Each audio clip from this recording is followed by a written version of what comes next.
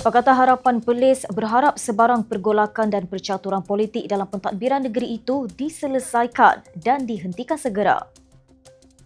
PH yang mempunyai satu wakil di DUN turut menyokong pentadbiran Perikatan Nasional diterajui PAS kekal memerintah sehingga tamat penggal. Gabungan itu dalam kenyataan berkata langkah itu untuk memastikan kestabilan, menjimatkan kewangan kerajaan daripada ketidaktentuan politik.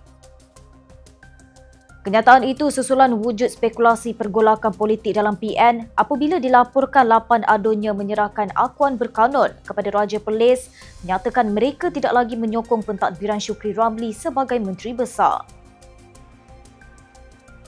Jumaat lalu, Pesuruhjaya PAS Perlis Ahmad Ali menyeru seluruh ahli dan penyokong parti itu supaya memberikan sokongan tidak berbelah bahagi kepada kepimpinan Shukri sebagai Menteri Besar.